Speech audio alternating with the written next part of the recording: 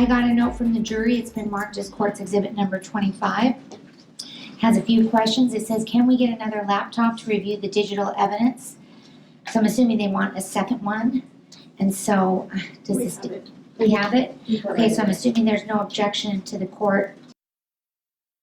It's almost been 2 weeks since a murder trial for Robert Tellis began, and the jury asking a handful of questions as they continue to deliberate for a second day.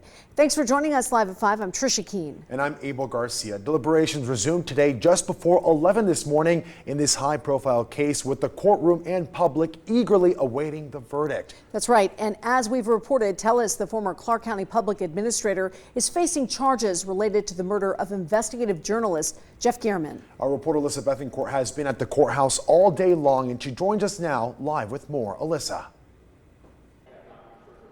Well, Trisha and Abel, the jury deliberated for about 6 hours today, and we have just learned they will be returning tomorrow for day 3 of deliberations. They started today around 10:45 a.m. and almost immediately they had some questions. You can see those up on your screen right now. They wanted to know if they could get another laptop to review digital evidence. Then they asked for a side-by-side video of Robert Tellis walking so they could make some comparisons, and they also requested the exhibit number for Jeff Gehrman's news articles. So all of this is telling us that they are examining this evidence very closely as they work to determine the fate of Robert Tellis, who, as we know, is facing a first-degree murder charge for the killing of Jeff Gehrman, who was murdered almost 2 years ago, back in September of 2022. Now, as more time passes and we wait for the jury to come to a decision, we are hearing from a lot of people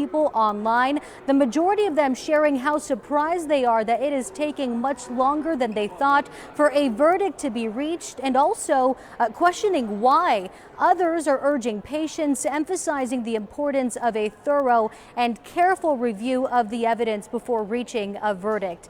Now, throughout this trial, the prosecution argued that Tellis had a clear motive to silence Gehrman because of his reporting on corruption inside of the public administrator's office, which of course Tellis was in charge of. Their case included DNA found at the crime scene and testimony from police investigators, technicians, and others about evidence that pointed to his involvement. On the other hand, the defense argued a lack of evidence and said as a result, there was no direct proof linking him to the crime. They told jurors the prosecution had not proven Tellis' guilt beyond a reasonable doubt and claimed he was being framed by others, including the police. You guys, the overall feeling here today is one of surprise because, again, a lot of people thought a verdict would come much sooner than 2 days. Now we're going into day 3 of deliberations, and coming up at 6 o'clock, our very own Jaewon Jung will be joining me here to discuss more details about what unfolded here at the courthouse in day 2 of these jury deliberations. For now, reporting live from the Regional Justice Center, I'm Alyssa Bethencourt.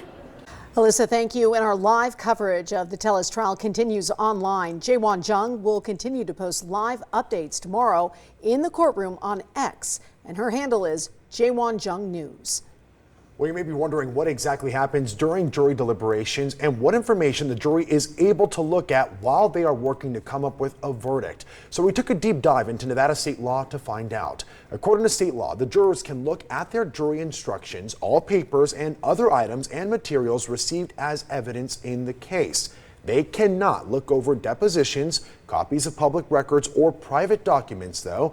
If there's any disagreement or confusion with the evidence, they will be taken back into court to get clarification. According to state law, there's no set time limit as long as a jury comes together on a decision. The only way the trial could end without a decision is if the jury can't reach an agreement and a mistrial could be declared.